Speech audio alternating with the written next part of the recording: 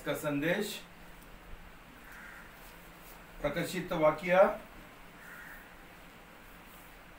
2 अध्याय 1 से 7।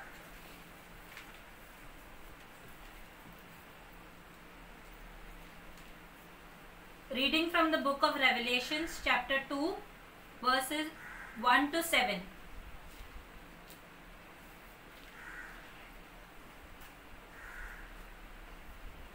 इफिसुस की कलीसिया के दूत को यह लिख, वह जो अपने दाहिने हाथ में 7 तारे लिए है और वह जो 7 स्वर्ण दीपदानों के मध्य चलता फिरता है, यह कहता है, मैं तेरे कार्यों, परिश्रम और धैर्य को जानता हूँ, और यह भी कि तू दुष्ट लोगों की सहन नहीं कर सकता, और जो अपने आप को प्रेरित कहते हैं पर है नहीं, तूने उन्हें परखा और झूठा पाया है।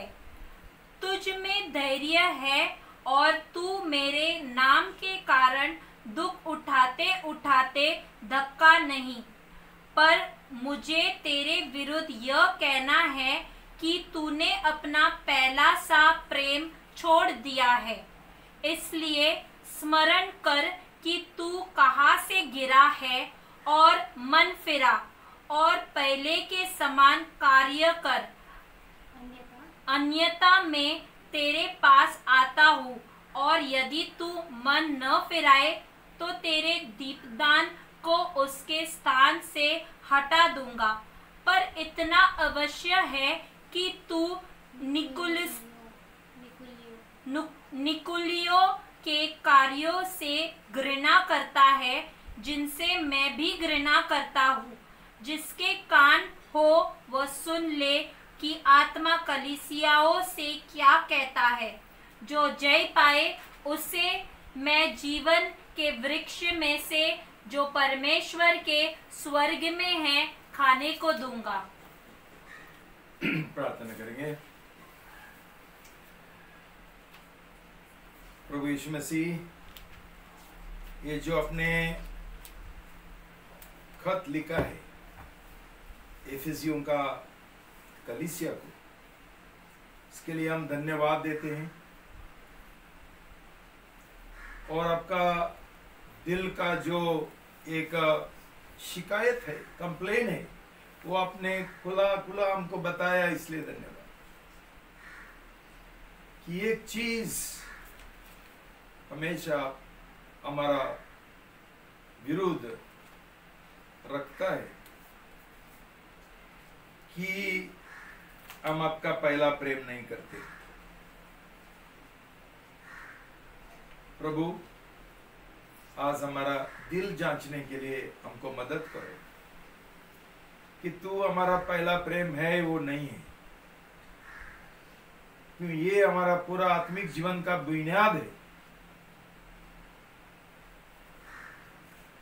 आपका प्रेम नहीं करने से हम किसका प्रेम करते हैं, किस चीज का प्रेम करते हैं?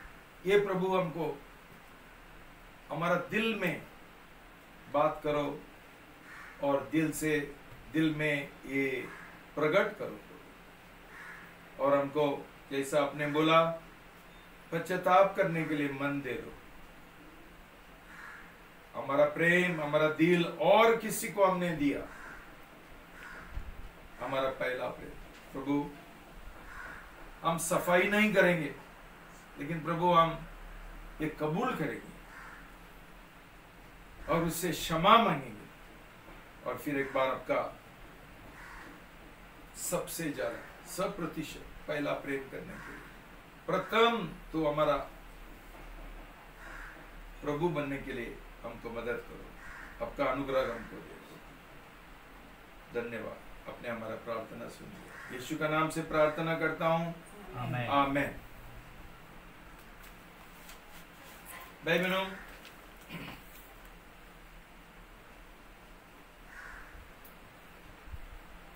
प्रभु का जो शिकायत है वो हम हल्का रूप से नहीं लेना है।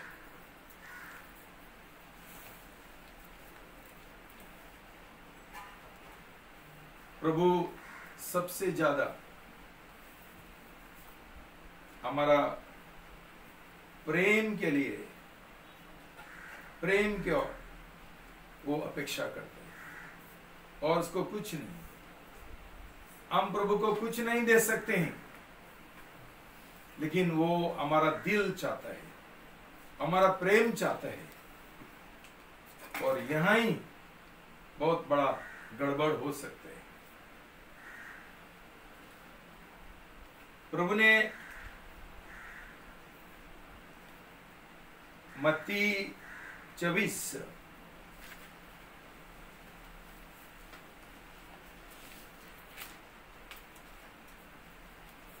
Matthew chapter 24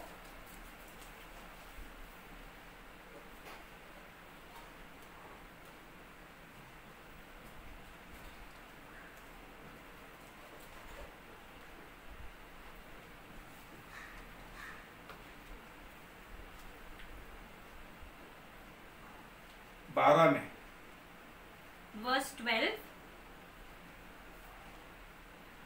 अधर्म के बढ़ने के कारण बहुतों का प्रेम ठंडा पड़ जाएगा।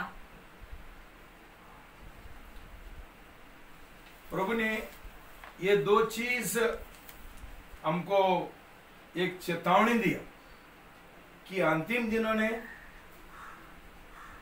लोगों का प्रेम परमेश्वर की ओर बहुत ठंडा हो जाएगा, ठंडापन आ जाएगा। और एक बात प्रभु यीशु मसीह ने बोला वो ये है, जब भी मैं वापस आऊंगा तभी मुझे कोई विश्वास मिलेगा ही क्या। ये दो चीज हमने ध्यान में रखना चाहिए कि हमारा मसीह जीवन सिर्फ रविवार को कलीसिया में जाने का और मीटिंग्स में जाने का और कोई सुसमाचार प्रचार करने का, इसमें नहीं है। प्रभु ये देखता है कि ये जो हम कर रहे हैं वो हम प्रेम से कर रहे हैं, विश्वास से कर रहे हैं, वो हमारा जीवन में एक रूटीन बन गए हैं, एक रीति रिवाज बन गए हैं, एक विधि बन गए हैं। किस मन से हम ये सब कुछ करते हैं, जिसके और शायद हम बहुत डिंग मारते हैं। मैं सुसमाचार के लिए जाता हूँ, मैं हर एक मीटिंग अटेंड करता हूँ, मैं रविवार को ये करता हूँ, सुबह का प्रार्थना। प्रभु हमेशा उसका पीछे हमारा मन क्या है, उद्देश्य क्या है, वो देखना चाहते हैं। बहुत लोग शायद उनका दूसरा कोई उद्देश्य है, मान सम्मान पाने के लिए, लोगों को दिखाने के लिए, कुछ ना कुछ ऐसा रहता है जो बहुत स्वार्थी है। और इसलिए वो सही प्रेम नहीं है, वो सही प्रेम नहीं है। और प्रभु ये स्वीकार नहीं करते। भाई बहनों, हम आज ये चीज के बारे में मनन करेंगे, कैसा हमारा प्रेम कम हो जाएगा, क्यों हमारा प्रेम कम होता है। हम उसकी ओर मनन करना बहुत जरूरी है, ताकि ऐसा परिस्थिति ये अंतिम दिनों में हमारा जीवन में भी न आए। क्यों विश्वास और प्रेम हमारा दिल में नहीं रहेगा, प्रभु यीशु मसीह हमारा पहला प्रेम, प्रथम प्रेम नहीं होगा, वो हमारा सबसे बड़ा आशिक नहीं होगा, वो हमारा दूल्हा नहीं होगा। भाई बहनों, हमारा पूरा जीवन, पूरा हमारा सेवकाई, सब कुछ जो हमने किया वो व्यर्थ तो हो जाएगा। इसलिए हमने बहुत सावधान रहना चाहिए और जांचना चाहिए, मेरा दिल में सचमुच प्रभु यीशु मसीह की ओर पहला प्रेम है क्या, पूरा विश्वास मेरा प्रभु यीशु की ओर है क्या। भाई बहनों, कौन सा कारण है कि हम शायद इसमें गिर गए हैं?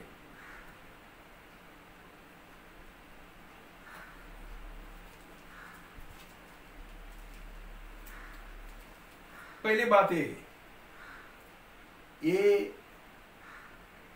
पत्र और हर एक प्रभु का वचन जो खत पौलुस ने, पेत्रोस ने, सब लोगों ने लिखा, वो सिर्फ मसीह लोगों के लिए, मतलब विश्वासी लोगों के लिए है। और जो लोग खुद को प्रभु यीशु मसीह का शिष्य कहलाते हैं। भाई बहनों,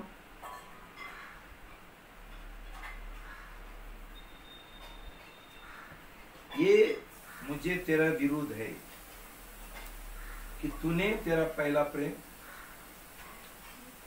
छोड़ दिया। ये प्रेम जो शब्द है यूनानी भाषा में, वो है अगापे। अगापे जो प्रेम है वो परमेश्वर का प्रेम है। ये प्रेम मनुष्य के पास नहीं है। मनुष्य के पास दूसरा सब तरीका का प्रेम है, जैसा शारीरिक प्रेम, एक दोस्ती का प्रेम, ये सब शारीरिक प्रेम है। माँ बाप का प्रेम शारीरिक प्रेम, ये स्वार्थी प्रेम है। अगापे प्रेम जो है वो निस्वार्थी है, और ये प्रेम सिर्फ परमेश्वर के पास है। और जब तक परमेश्वर हमको ये प्रेम नहीं देगा, वो हमारा दिल में उंडालेगा नहीं, तब तक ये प्रेम हमारे अंदर नहीं है। प्रेम जब भी नहीं है तो छोड़ने का बात सवाल ही नहीं उठता, है ही नहीं। भाई बहनों, घुमा फिर के हम उधर ही पहुंच जाते हैं। हमारा नया जन्म हुआ ही क्या? क्यों ये प्रेम हमको नया जन्म का समय मिलता है। रोमी 5:5 में लिखा है, रोमी 5:5, रोमन्स 5:5,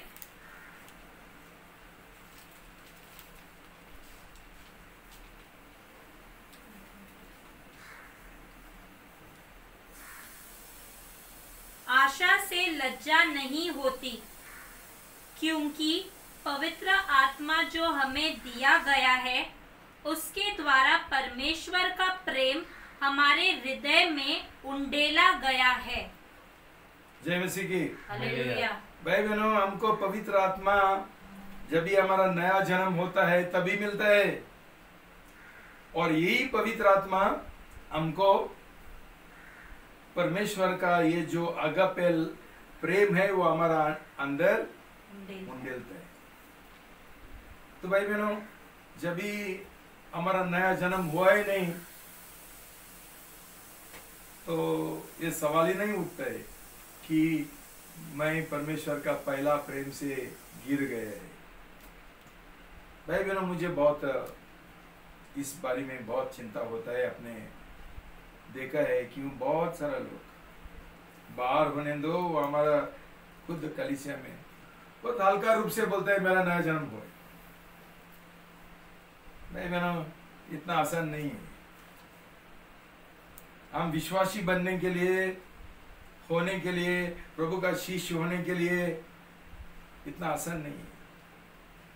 हमारा जो सब आत्मिक जो समस्या अभी हमारा अंदर है वो वहां से होता है, वहां से शुरू होता है। क्यों हमारा नया जन्म नहीं हुआ है? क्यों नया जन्म नहीं हुआ है? कि हम लोग अभी भी माँ बाप का पहला प्रेम करते हैं। इधर कोई भी नाम नहीं बोल सकता है कि मैं नहीं करता हूं। इसलिए भाई बहनों, आसानी से बोलो मत मेरा नया जन्म हुआ है। माँ बाप, पति का प्रेम, पत्नी का प्रेम, बच्चों का प्रेम, खुद का प्रेम और दुनिया का प्रेम, ये तीन प्रेम हमारा दिल में महत्वपूर्ण है, पहला है, प्रथम है, इसलिए हमारा नया जन्म नहीं होता है। मैं जानता हूं, बार बार मैं बोलता हूं, बहुत लोग मेरे ओर से चिढ़ जाते हैं, लेकिन भाई बहनों ये जान लो, आज तुम्हारा जीवन में कोई भी समस्या है तो शहीद उसका जड़ ये है कि तुम्हारा नया जन्म नहीं हुआ, और इसलिए परमेश्वर का प्रेम तुम्हारा अंदर नहीं है, और इसलिए हमारा जीवन बहुत ठंडा है। और शहीद हमारा मसीह जीवन एक धार्मिक है। धार्मिक मतलब रीति रिवाज करते हैं, रविवार को जाता है ये मीटिंग, लेकिन हमारा सबसे महत्वपूर्ण प्रेम किधर है? खुद का प्रेम, मेरा भलाई। मैं खुद के लिए जी रहा हूं, मैं ये दुनिया का जो इंटरेस्ट है, दिलचस्पी है, स्वयं दिलचस्पी है, सेल्फ इंटरेस्ट, इसके लिए हम जी रहे। ये सिर्फ एक बहाना है, सिर्फ एक अपेंडिक्स, क्या बोलते हैं हिंदी में मुझे, एक जिसका ठीक है, यीशु ठीक है भाई बहनों, हमारा जीवन पूरा खतरा में है। अभी कई साल बाकी है, प्रभु यीशु मसीह आने वाला है, और अभी सब कुछ प्रभु यीशु मसीह हिलाएगा। ये सब जो समस्या है वैसा आते रहेंगे, जिसको हम बोलते हैं महान महाक्लेश, और अलग अलग भूख, महामारी और भूकंप, युद्ध, बहुत सारा कुछ भाई बहनों। लेकिन जिनका जड़ मजबूत है प्रभु यीशु का प्रेम में और प्रभु यीशु के और विश्वास में, इनको कोई हिला नहीं सकते। जय मसीह की। हालेलुया।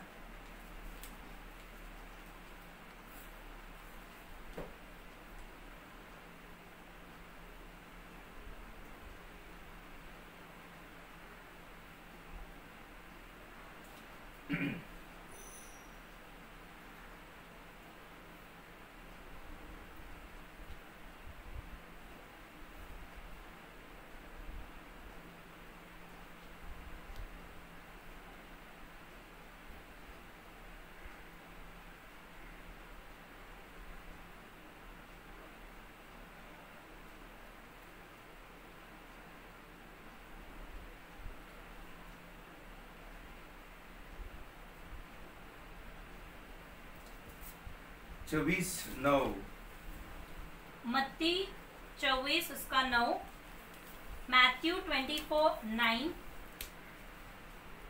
तब वे क्लेश दिलाने के लिए तुम्हें पकड़वाएंगे और मार डालेंगे, और मेरे नाम के कारण समस्त जातियां तुमसे घृणा करेगी।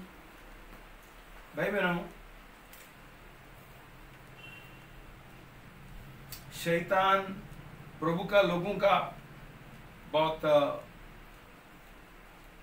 घृणा करते हैं, द्वेष करते हैं, नफरत करते हैं, और इसलिए यहां लिखा है हमारा खुद माँ बाप, भाई बहन और सब लोग जो प्रभु के ऊपर विश्वास नहीं करते हैं, वो हमको सताएंगे। भाई बहनों, हम एक जानना चाहिए कि जो लोग खुद का प्रेम करते हैं वो प्रभु यीशु मसीह को इनकार करेंगे, नकारेंगे। और इसके लिए क्या होता है, हमारा जो प्रेम है प्रभु की ओर, हमको सताव सेना नहीं है, इसलिए हमारा प्रेम प्रभु यीशु की ओर कम होता है। हम क्या करते हैं कि समाज क्या बोलेगा, मेरा माँ बाप क्या बोलेगी, ये सब लोग मेरे नफरत करते हैं, मेरा पति नफरत करता है, मेरा पति मेरे विरुद्ध है, मेरी पत्नी विरुद्ध है, मेरा बच्चे। भाई बहनों, इसलिए प्रभु ने बोला उसका प्रेम करने के लिए और उसका पीछे आने के लिए ये लोगों का पहला हमने नफरत करना है। ये लोग जो बोलते हैं उसके अनुसार हम नहीं चलते हैं, प्रभु जो बोलते हैं उसके अनुसार हम चलते हैं। और जो लोग बोलते हैं उसके अनुसार हम जिएंगे तो हमारा प्रेम अंतिम दिनों में कम होते ही रहेगा। और जब भी प्रभु यीशु मसीह आएगा हमारा अंदर कोई प्रेम नहीं है। और एक कारण है हमारा प्रेम कम होने के लिए, और उसको बोलता है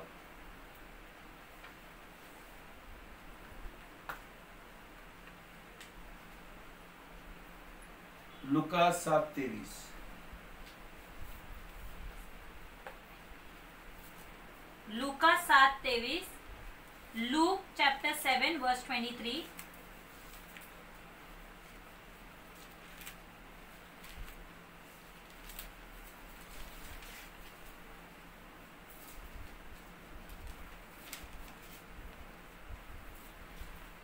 धन्य वह है जो मेरे विषय में ठोकर न खाए।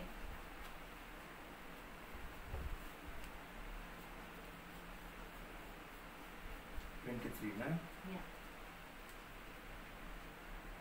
यूहन्ना 6:61।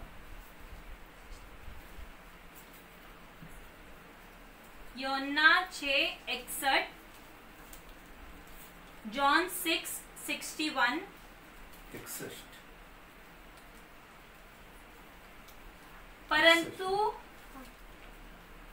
परंतु यीशु ने यह जानकर कि उसके चेले इस पर कुड़कुड़ा रहे हैं, उनसे कहा, क्या तुम्हें इससे ठोकर लगती है? ओके भाई बहनों, ये ठोकर ना बहुत महत्वपूर्ण बात है। बहुत बार जब भी कोई हमको अपमान करता है, ठोकर खाते हैं हम। बाद में ये भाई से बात करने के लिए और उसको क्षमा करने के लिए हम तैयार नहीं हैं। हमको लगता है उसने हमको बहुत अपमान किया, बहुत मेरा नाम बदनाम किया, मैं अभी उसका बदला लेगा। भाई बहनों, अभी क्या होता है कि हम ये भाई को बहन को क्षमा करने के लिए तैयार नहीं है। जब भी हमारा अंदर अक्षमा का ये एक भावना मन आता है, तभी साथ साथ हमारा प्रेम परमेश्वर की ओर भी कम होता है। क्यों? हमारे अंदर एक कड़वाहट का आत्मा आता है और हम कैसा ही भी वो भाई को और बहन को क्षमा करने के लिए तैयार नहीं है। भाई बहनों, हम हमारा भाई को क्षमा करने के लिए तैयार नहीं है, उसका प्रेम करने के लिए तैयार नहीं है, तो हम प्रभु का प्रेम कैसा करेंगे? अलग अलग ये कारण मैं बताता हूं तुमको क्यों हमारा प्रेम कम होता है। क्यों प्रभु बोलता है अंतिम दिनों में लोगों का प्रेम कम होते ही रहेगा। ये एक महत्वपूर्ण बात है। क्यों? मैं जानता हूं, मेरा व्यक्तिगत अनुभव से बहुत लोगों ने और कई लोगों ने कलीसिया छोड़ा। क्यों छोड़ा? उन्होंने उनको ठोकर लगा। नंबर 1, आज तो नया जन्म पाए हुए लोग बहुत कम है, और ये लोग ठोकर खाने से उनको लगता है पास्टर ने हमको बहुत अपमान किया, ये लोग छोड़ के जाते हैं। पहला तो उनका उद्धार नहीं हुआ था। क्यों? उद्धार होता था ये लोग कभी छोड़ के नहीं जाते थे। छोड़कर ये लोग अभी क्रिस्त विरोधी बन गया। कई लोगों ने उनका खुद का कलीसिया बनाया, लेकिन उसका जड़ किधर है? जड़ ये है, उनका रिश्ता पिताजी के साथ थोड़ा स्ट्रेन्ड, थोड़ा गड़बड़ हो गया। स्ट्रेन क्या है? थोड़ा अभी तनाव, हाँ, तनाव में आ गया। भाई बहनों,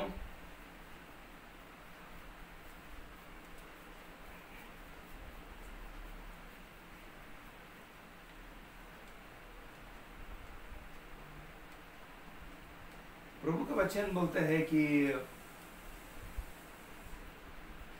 प्रभु पूछते हैं तुमको मेरे और ठोकर खाया है क्या? प्रभु बहुत सारा कुछ बोलता था, बहुत कर सिखाता था, बहुत लोगों को अच्छा नहीं लगता था, तो प्रभु को छोड़ के गया। सच्चाई बहुत क्या है, कड़वा है, और हमको वो अच्छा नहीं लगते है। लेकिन इसके लिए हम ये इंसान का, ये व्यक्ति का हम द्वेष करेंगे, नफरत करेंगे, उसको क्षमा करने के लिए तैयार नहीं है।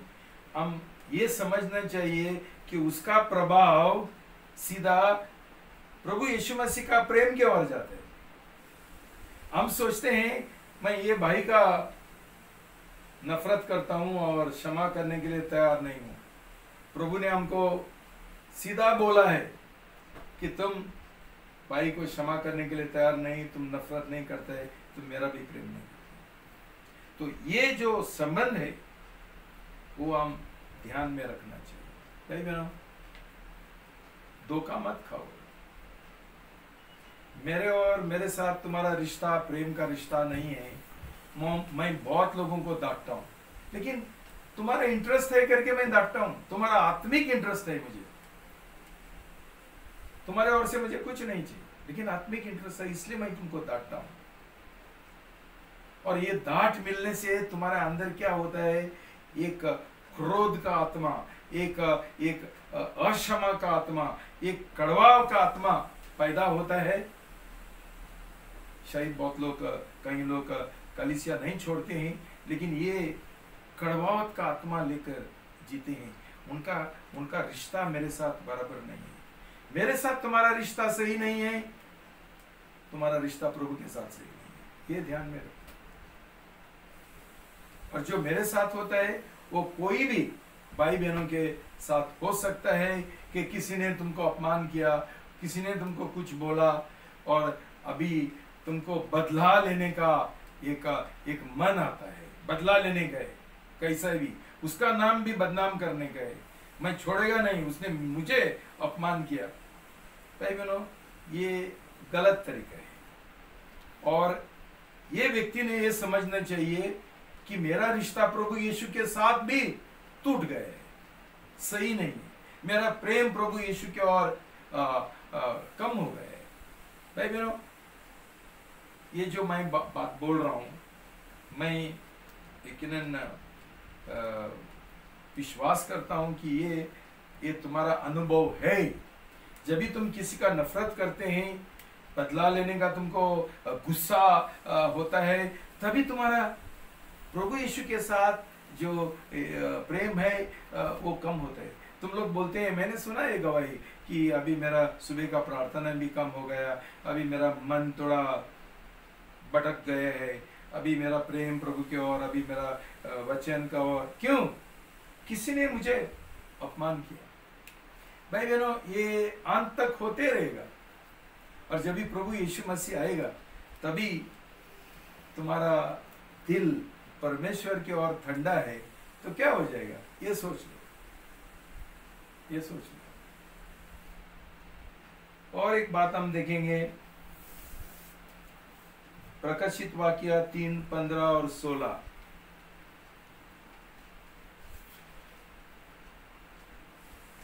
प्रकाशित वाक्य 3 उसका 15 और 16। उसका पहले मैं तुमको वो एक वचन देना चाहता हूँ, इब्रानियों 12, 5, 15। हम पहले पढ़ेंगे इब्रानियों उसका 5,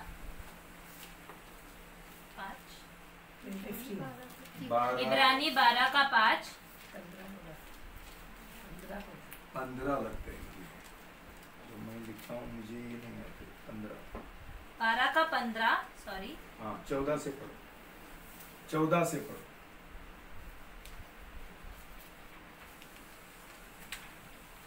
Hebrews chapter 12, 14 and 15.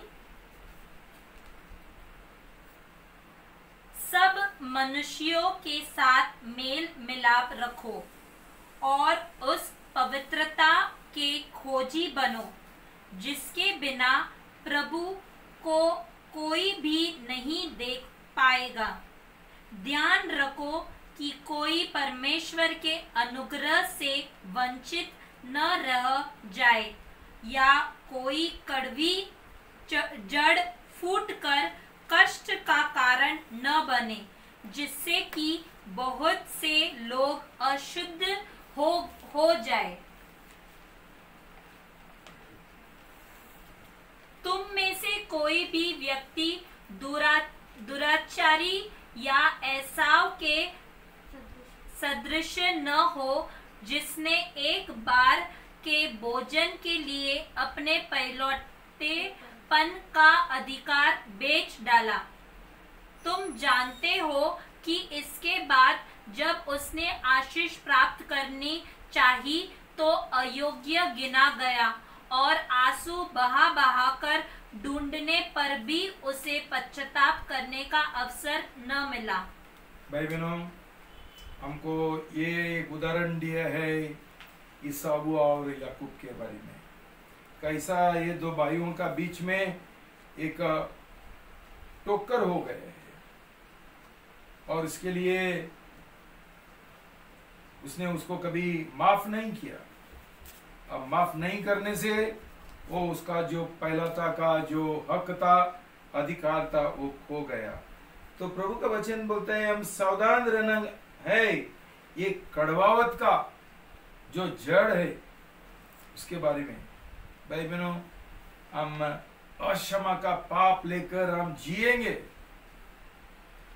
बाहर का नाटक बराबर करेंगे, गाना करते हैं, यीशु के आराधना करते हैं, सुसमाचार प्रचार करते हैं, लेकिन अंदर एक कड़वावत का जड़ है। उसके द्वारा भाई बहनों हमारा बहुत नुकसान हो जाएगा। शायद हमको कैंसर का बीमारी होगा, ये भाई को कुछ नहीं होगा, ये बहन को कुछ नहीं होगा जिसने तेरे को अपमान किया, लेकिन हम उसको क्षमा करने के लिए तैयार नहीं रहेंगे और एक कड़वावत और अक्षमा लेकर घूमेंगे। तुम्हारा जीवन में बहुत समस्या आएगा, तुम्हारा जीवन में कैंसर हो जाएगा, तुम्हारा जीवन में बीमारी आ जाएगा, तुम्हारा जीवन में कोई तो अलग अलग तरीका का दर्द और ये बीमारी सब तरीका का। लेकिन ये भाई और बहन के और हम ये कड़वावत रखते हुए, अक्षमा करते हुए उसको कुछ नहीं हुआ। नुकसान हमारा हुआ, क्यों? हमारा जीवन में समस्या आ गया और हमारा प्रेम, हमारा रिश्ता प्रभु यीशु के साथ टूट गया और उसका प्रेम कम हो गया। इसलिए प्रभु का वचन बोलता है सावधान रहना। अंतिम दिनों में लोगों का प्रेम कम होते रहेगा। ये सब कारण के लिए जांच लो और खुद को लागू करो। रेवलेशन 3:15-16। प्रकाशित वाक्य 3 उसका 15 और 16। Revelation 3:15 and 16। मैं तेरे कार्यों को जानता हूँ कि तू न तो ठंडा है न गरम। भला होता कि तू ठंडा या गरम होता, इसलिए कि तू गुनगुना है, न ठंडा और न गरम, मैं तुझे अपने मुंह से उगल दूंगा। जय मसीह की। हालेलुया। भाई बहनों, यहाँ एक बात परमेश्वर ने बोला। परमेश्वर बोलता है ये लौदीकिया, ये कलीसिया को खत लिखता है। लौदीकिया का कलीसिया बहुत प्रसिद्ध है कि वो ठंडापन का कलीसिया थी, ठंडा बिल्कुल। जिधर कोई गर्मावत नहीं, प्रेम का गर्मावत नहीं, ठंडा है। इसका मतलब क्या है? ये गुनगुना है। और प्रभु बोलते हैं गुनगुना प्रेम मुझे अच्छा नहीं लगता। भाई बहनों, हम हमारा दिल जांचेंगे तो आज हमारा प्रेम प्रभु के यीशु की ओर कैसा है? ठंडा है, गुनगुना है और गर्म है। भाई बहनों, ये दिनों में परमेश्वर ने हमको एक अवसर दिया है हमारा जीवन जांचने के लिए।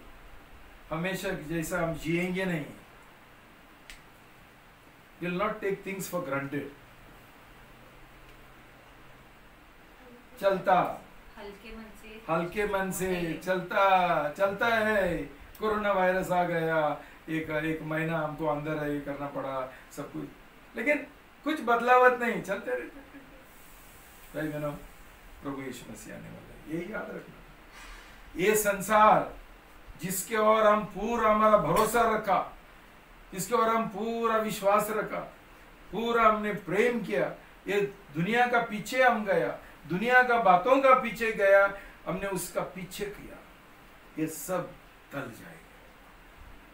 क्या करेंगे हम सब? हम परमेश्वर का प्रेम में हम गर्म नहीं है, उसमें गर्मावत नहीं है, तो ये दूसरा बातें हमको क्या फायदा का होगा? प्रभु का वचन बोलता है कि तुम पूरा दुनिया ही भी जीतेंगे तो, पर तुम्हारा प्राण तुम खोएंगे तो इसमें तुमको क्या लाभ मिलेगा? कभी सोचा ही क्या? और आज प्रभु ये चेतावनी हमको देता है कि वो बोलता है क्यों हम ऐसा है, इसका जड़ क्यों है, हम क्यों ये जांचो। तुम्हारा दिल में एक गुनगुना दिल क्यों है? तुम्हारा जीवन गुनगुना क्यों है? क्यों शायद हम बोलते हैं मेरे पास अच्छा नौकरी है, मेरे पास पैसा है और सब कुछ बराबर चलता है, मुझे प्रभु का जरूरी नहीं है। हाँ, मैं जाता हूं चर्च में, ठीक, और क्या करेगा? मंदिर में तो नहीं जा सकता हूँ, मस्जिद तो नहीं जा सकता हूँ, इधर ही जाना पड़ेगा ना। लेकिन हमारा मन नहीं है, हमारा दिल नहीं है। क्यों? हमारा पूरा भरोसा, पूरा हमारा विश्वास हमारा धन संपत्ति की ओर है। क्या बोलते हैं? बिकॉज यू से आई एम रिच। 17 पद 17, तू कहता है कि मैं धनवान हूँ और धनी हो गया हूँ और मुझे किसी वस्तु की आवश्यकता नहीं, पर तू नहीं जानता कि तू अभागा, तुच्छ, दरिद्र, अंधा और नंगा है। कैसा लगता है ये सब? हाँ, प्रभु क्या बोलता है हमको?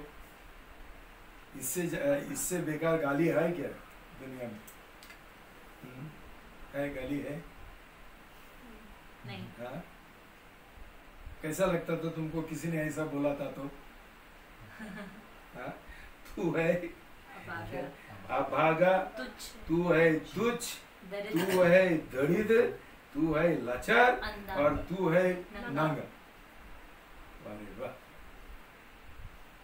देखो भाई बहनों, दो नजरिया है।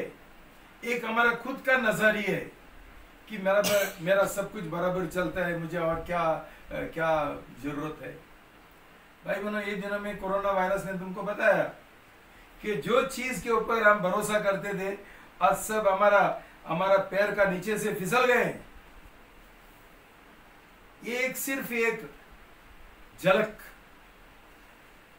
झलक है हमारा आंखें खोलने के लिए कि कभी भी कुछ भी हो सकता है हमारे जीवन में। Don't put all your eggs in one basket. सब अंडे एक ही टोकरी में मत डालो। तुम्हारा टोकरी ये है, तुम्हारा नौकरी और टोकरी एक ही हो गया। और इसके लिए तुम लोग बोलते हैं मुझे क्या जरूरत है प्रभु का, ये सब कुछ करता हूं मैं, लेकिन मैं मेरा जो इंटरेस्ट है, दिलचस्पी है, वो पहला मैं देखूंगा, मेरी भलाई मैं पहला देखना चाहता हूं, प्रभु बाद में, प्रभु का सेवकाई बाद में। भाई बहनों, हम बोल सकते हैं हमारा नया जन्म हुआ है, एक दिन हमारा नया जन्म हुआ था तो भी अभी तो वो गया काम से, गटर में गया, क्या करें?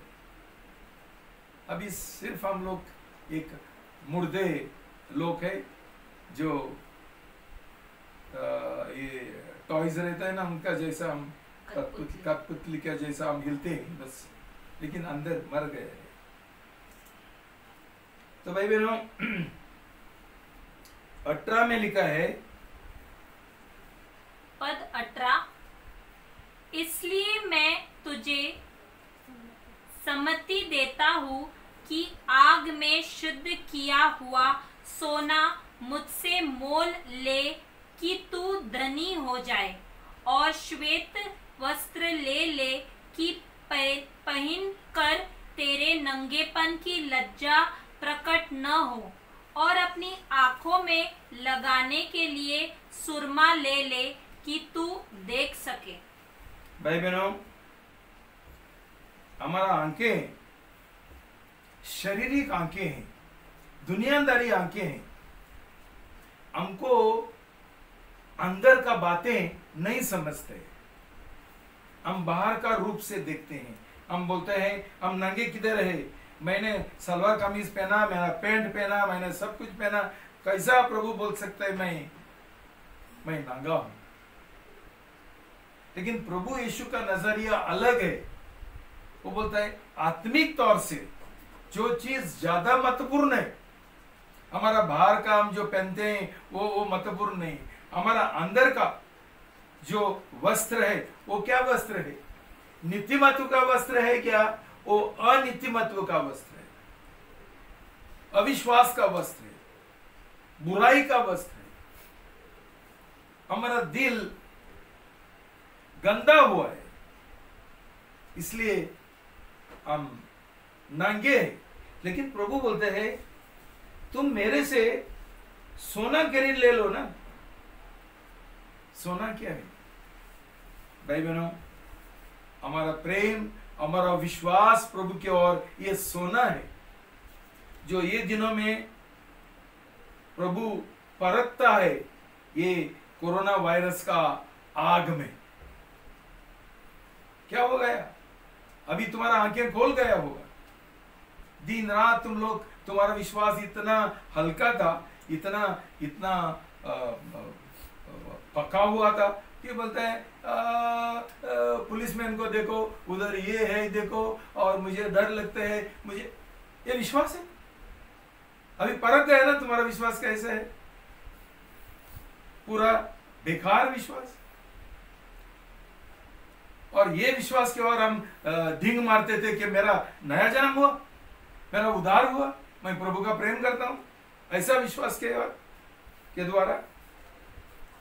भाई बोलता हूं, भाई बहनों, हमारा एक ही नीतिमत्व का जो वस्त्र है, वो जो वस्त्र प्रभु यीशु हमको पहनाता है, जब भी हमारा नया जन्म होता है, हमारा अंदर विश्वास आता है और हमारा अंदर परमेश्वर का प्रेम आता है, और ये विश्वास और प्रेम के साथ साथ हम जी रहे, जो प्रभु को प्रसन्न है वो हम कर रहे। जय मसीह की। हालेलुया। 19 पद 19, मैं जिनसे प्रेम करता हूँ उनको डांटता और ताड़ना देता हूँ, इसलिए सरगर्म हो और मन फिरा। भाई बहनों, प्रभु का वचन हमको इसके द्वारा क्या दिखाना चाहता है कि देखो, ये सब कुछ जो हो रहे है वो मेरे ओर से हो रहे, कोरोना वायरस मेरे ओर से है। प्रभु यीशु मसीह सोया नहीं था जब भी चाइना में वो कोरोना वायरस शुरू हुआ। कि अचानक उठने के बाद किसी ने उसको बोला, जानता है प्रभु उधर चाइना में एक कोरोना वायरस शुरू हो गया, ऐसा कुछ नहीं। प्रभु सब कुछ जानता है, कभी शुरू हुआ और कभी खत्म हो जाएगा भाई बहनों। लेकिन ये उसने ये ऐसा क्यों किया? सिर्फ कि वो हमारा बहुत बहुत प्रेम करता है, नहीं चाहता है कि हमारा प्रेम और हमारा विश्वास उसके और कम हो, ठंडा हो। हमको एक मौका देता है, अवसर देता है हमारा जीवन, हमारा दिल जांचने के लिए, मैं कहां जा रहा हूं, स्वर्ग की ओर जा रहा हूं और नरक में जा रहा हूं। ये सब जो हम करते हैं, उधर जैसा बोला ना, मैं तुम्हारा ये जानता हूं, क्या है वो बोलता है मैं तुम्हारा क्या लिखा था उधर, मैं तुम्हारा काम जानता हूं बोलता है एफएससी कलीसिया को, I know your deeds 2:2। इफिसी 2:2, efficiency 2:2,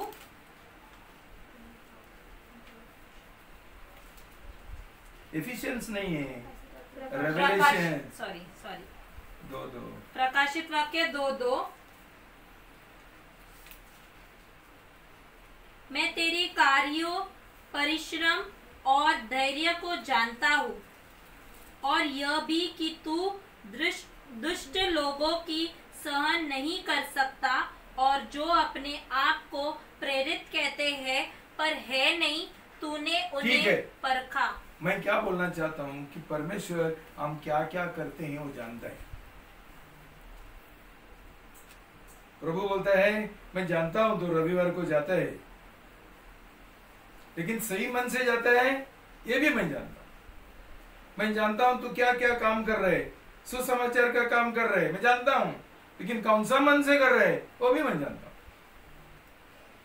फिर भी मैं ये जानता हूं कि तू तेरा पहला प्रेम से गिर गए। भाई बहनों, सब कुछ इस बात में अटक जाता है। हम सही प्रेम से करते हैं, वो एक हमारे पास एक मतलबी मन है, मतलबी। भाई बहनों सावधान रहना। लेकिन ये सब चीज तुम्हारा उधार हुआ तो ही तुम कर सकते हैं ना। तुम्हारा उधार नहीं हुआ तो ये पूरा मेरा जो आज का संदेश है व्यर्थ हो गया। भाई बहनों, पहला कदम उधार, नया जन्म। कैसा? इस संसार को पूरा त्यागते हुए, मुझे कुछ नहीं चाहिए, मुझे माँ बाप नहीं चाहिए, मुझे पति पत्नी नहीं चाहिए, मुझे बच्चे नहीं चाहिए, कुछ नहीं चाहिए, प्रभु मुझे तू चाहिए बस। ये सब चीज है तो ठीक है, लेकिन ये मेरा पहला प्रेम नहीं है।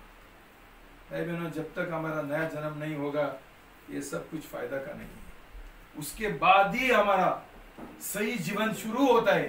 तब तक हम मुर्दे हैं, तब तक हम नांगे हैं, तब तक हम लाचार है, तब तक हम तुच्छ है। याद रखना और देरी मत करना। कल करेगा, कल करेगा, कल करेगा, कल बपतिस्मा लेगा, कल मेरा जीवन का समर्पण करेगा, कल कल कल। आज कोरोना वायरस आया, कल मौत आ जाएगी, खत्म। तो भाई बहनों, प्रभु बोलते हैं मैं तुम्हारा बहुत प्रेम करता हूं, इसलिए मैं तुमको डांटता हूं, इसलिए मैं तुमको डांटता हूं। पश्चाताप करो।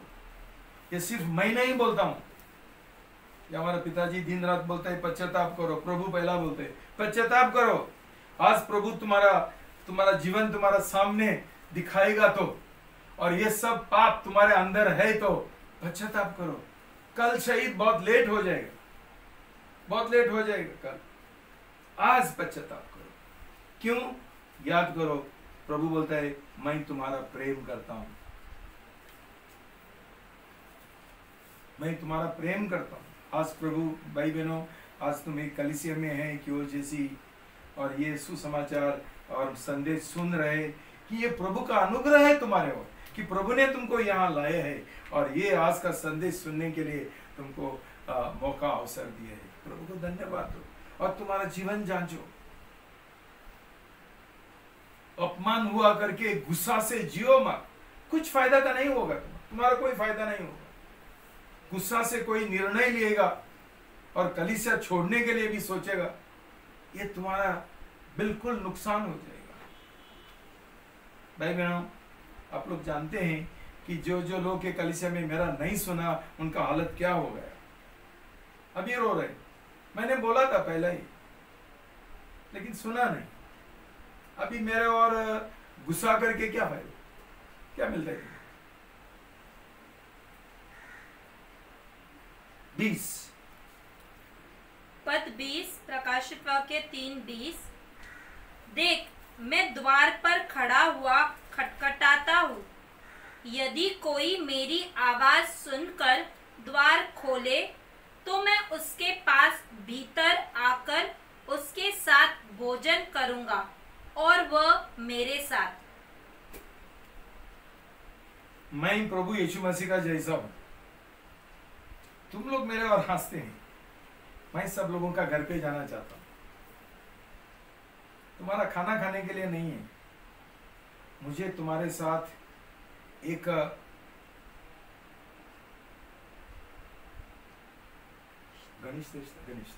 घनिष्ठ रिश्ता बनाने का है।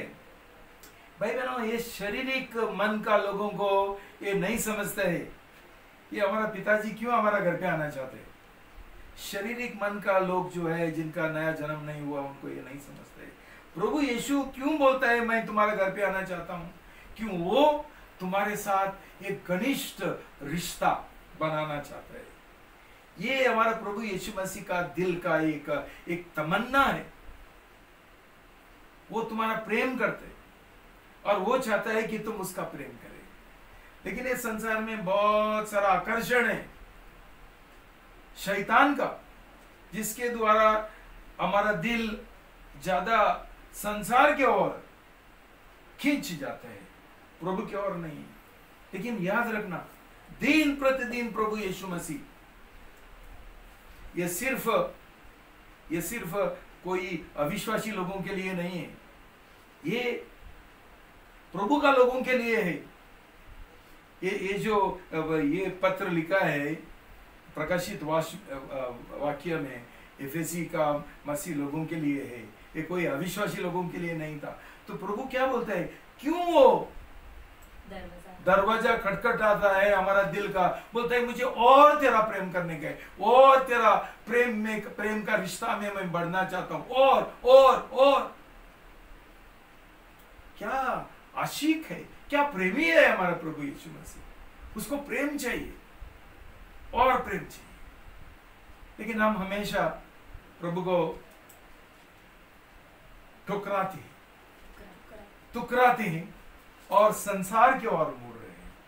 हम लोग माँ बाप का प्रेम करते हैं, हमारा पति पत्नी का प्रेम करते हैं, हम बच्चों का प्रेम करते हैं, हमारा ध्यान ओ बच्चों। और प्रभु बेचारा एक पीसो पागल जैसा उधर है खड़ा रे, खटखट। भाई बहनों सुनो, ये एक खटखटा है, एक खटखटाहट सुनो तुम्हारा दिल के कितना। मैंने तुमको पहला ही से बोला, तुमको प्रभु यीशु मसीह का पीछे जाने का है, प्रेमी बनने के लिए सीखो। तुम्हारा अंदर प्रेम नहीं है, लेकिन प्रेमी बनने के लिए पहला हमारा नया जन्म होने के। नया जन्म नहीं होगा तो हमारा प्रेम संसारी प्रेम होगा, शारीरिक प्रेम होगा, ये आत्मिक प्रेम नहीं होगा, ये एक निस्वार्थी प्रेम नहीं होगा, ये एक बलिदानी प्रेम नहीं होगा।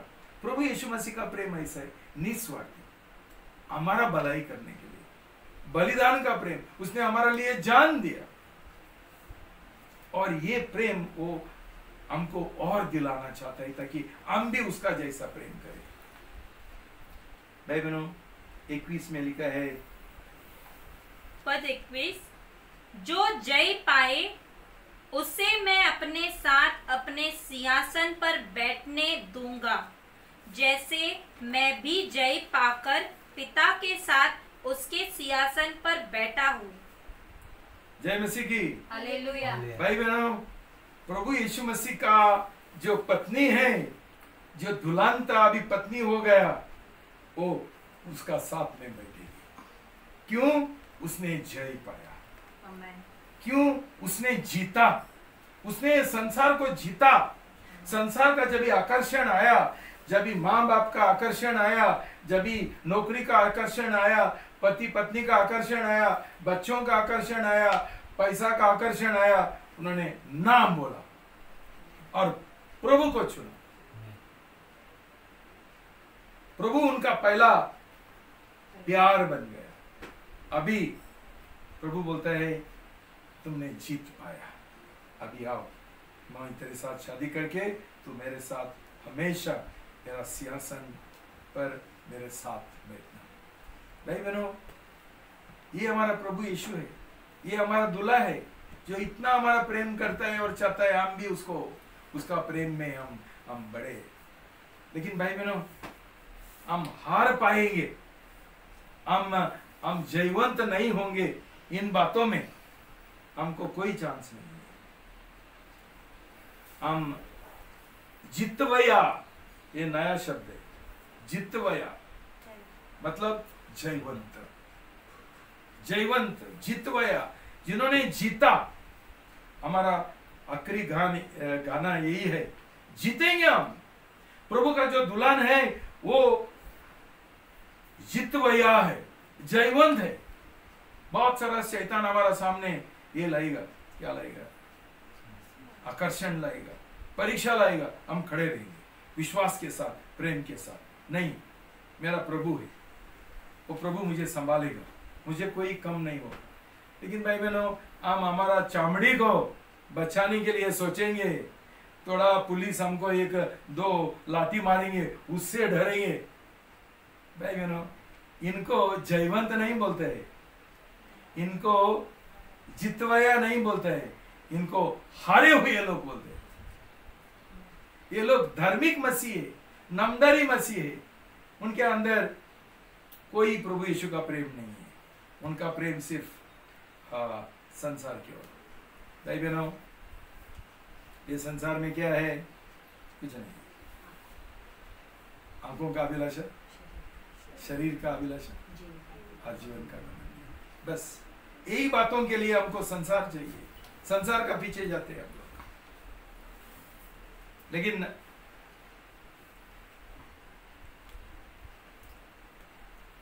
मैं तुमको सिर्फ वो याद दिलाना चाहता हूं, क्यों प्रभु यीशु मसीह ने हमको याद दिलाया।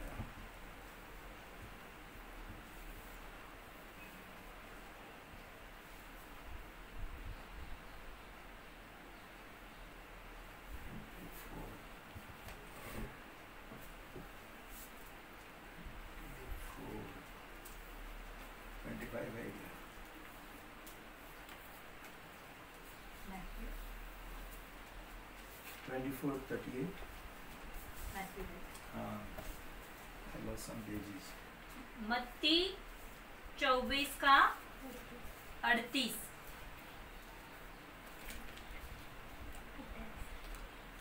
मत्ती 24 का 28, मैथ्यू 24:28,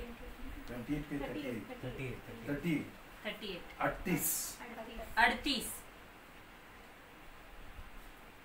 क्योंकि जल प्रलय के पूर्व के दिनों में जिस प्रकार नूह के जहाज में प्रवेश करने के दिन तक लोग खाते पीते रहे और उनमें ब्याह शादियां हुआ करती थी,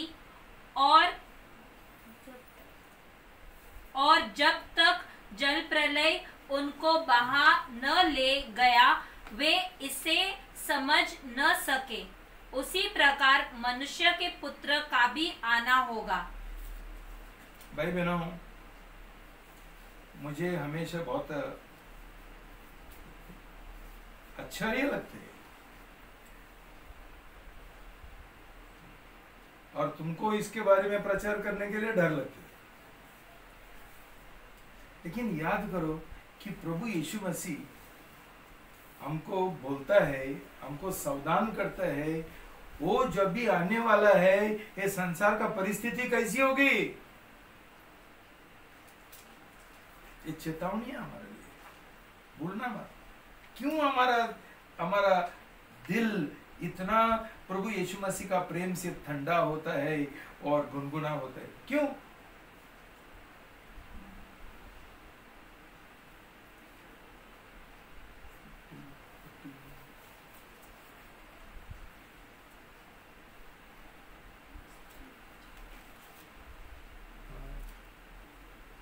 मत्ती 24:40।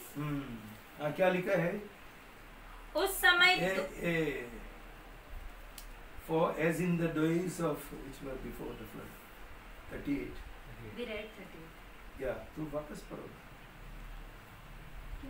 क्योंकि जल प्रलय के पूर्व के दिनों में इस प्रकार नूह के जहाज में प्रवेश करने के दिन तक लोग खाते पीते रहे। ठीक है, ठीक है, खाते पीते। आप मुझे बताओ इसमें क्या पाप है?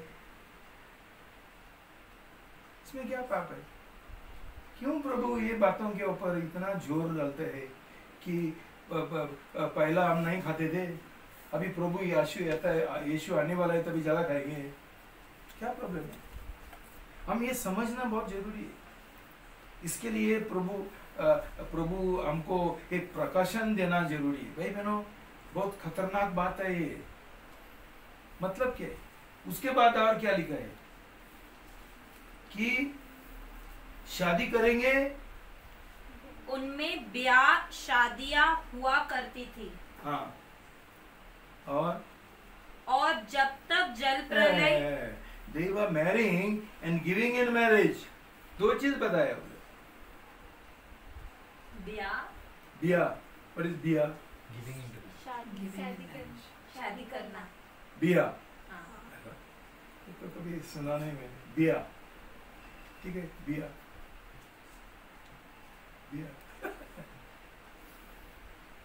भाई बहनों, आप मुझे बोलो, इधर हमारा कलीसिया में बहुत सारा शादीशुदा लोग है और बहुत सारा लोग शादी करना चाहते हैं और बहुत लोगों ने शादी अभी किया है। इसमें क्या प्रॉब्लम है? तुम हमेशा सोचता ही होगा कि ये हमारा पिताजी हमेशा शादी के विरुद्ध क्यों आते हैं? खुद ने तो शादी किया और अभी हम शादी करते हैं, उसको जलन होता है क्या? मुझे जलन होता है। तुम बच्चा पैदा करेंगे, मुझे जलन होता है। मेरा तो 3 बच्चे। प्रभु क्या बोलना चाहता है? ये अंतिम दिनों में बोलता है। नोआ का दिनों में ऐसा हो रहा था और परमेश्वर ने एक बड़ा सजा भेजा और अभी प्रभु यीशु मसीह आने वाला है, वही चल रहे है और एक सजा आ जाएगा। ये 2-3 चीजों में क्या रहस्य है? ये कभी सोचा है क्या तुम लोगों ने? भाई बहनों, ये सिंपल बातें हैं। शादी करना, बच्चे पैदा करना, उसमें कोई ये नहीं है, कोई पाप नहीं है, कोई प्रॉब्लम नहीं है। प्रॉब्लम ये है कि ये बातों को हम लोगों ने मूर्ति बनाया है। मैं क्यों जी रहा हूं? खाने पीने के लिए जी रहा हूं। मेरा जो ये है, फिक्र है, चिंता है, क्या है? मैं क्या खाएगा, क्या पिएगा, क्या पहनेगा? प्रभु क्या बात कर रहे हैं? जो चिंता है उसका पीछे, जो फिक्र है उसका पीछे, उसके बारे में बात कर रहे हैं। जब ये चीज हमारे लिए महत्वपूर्ण बन जाता है, हमारा विश्वास उड़ जाता है, ये सब कुछ ज्यादा जरूरत का है, आवश्यक है, उसका बिना हम नहीं जी सकते हैं और हमारा प्रेम प्रभु यीशु की ओर कम होता है। कुछ खाने के पीने के लिए नहीं मिला, आज ये हो गया तो मैंने थोड़ा यीशु मसीह को गाली दिया। किधर है? मैंने तेरे ऊपर विश्वास किया था, अभी खाना पीना कुछ नहीं है और मुझे अच्छा से खाना पीना मिलता है, मुझे परमेश्वर ने बहुत बड़ा आशीष दिया, तो मैं खाना पीना का पीछे जाता हूँ। भाई बहनों, और दूसरी बात जो है वो शादी है। भाई बहनों, जिनका नया जन्म नहीं हुआ ना, जिनका नया जन्म हुआ है ना, ये लोग कभी शादी के बारे में चिंता नहीं करते। एक बड़ा एक सबूत है तुम्हारा नया जन्म का। जो लोग गाई गाई में शादी करना चाहते हैं, कैसा है भी, ये लोग अविश्वासी, ये लोगों का नया जन्म नहीं हुआ है शादी करने के। ठीक है, मेरे ऊपर तुम लोग इल्जाम डालेंगे तो बोलता है ठीक है, मैं तैयार हूं तुम्हारे साथ कोऑपरेट करने के लिए। जैसा प्रभु यीशु ने बोला इसको, अरे बाबा फांसी मत लो, ये काम मत करो, सुना नहीं तो ठीक है, प्रभु ने बोला जाओ, तेरा फांसी बांध के देना है क्या, वो भी बांध के देगा। यहूदा को बोला वैसा मैं कर रहा हूं तुम्हारे साथ। देखो भाई बहनों, तुम लोग तुम्हारा शादी ना अविश्वास के साथ कर रहे, इसलिए तुम्हारे ऊपर प्रभु का आशीर्वाद नहीं है। तुम समझो मत, तुम विश्वासी, तुम अविश्वास के साथ हर एक शादी जो मैं देख रहा हूं अविश्वास के साथ है, लेकिन मैं मना नहीं कर सकता। और इसके लिए प्रभु बोलते हैं सावधान, यही शादी तुमको मेरे से दूर लेके जाएगी। तुम धार्मिक मसीह बन जाएंगे, तुम सब कुछ बाहर का रूप से करेंगे, लेकिन तुम्हारा दिल मेरे और नहीं है, शादी की ओर है। तुम्हारा दिल मेरे और नहीं है, बच्चों के ओर है। तुमको बच्चे चाहिए, शादी चाहिए। दिल जांचो, ये सब बातों को तुमने एक मूर्ति बनाया क्या, भगवान बनाया क्या कि ये मेरा जीवन में सबसे महत्वपूर्ण है। और उसके बाद ये शादी और बच्चे एक बहाना बन गया है तुम्हारा जीवन में कि हम प्रभु का जो बातें हैं, आत्मिक बातें हैं, उनके ऊपर भी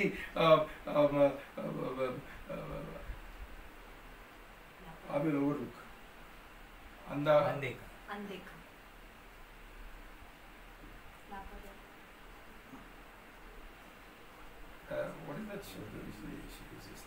भी बोलेगा तो चलेगा, लेकिन ये नजरअंदा मत करो। तुम्हारा दिल शादी की ओर है, बच्चों की ओर है, ये पाप है।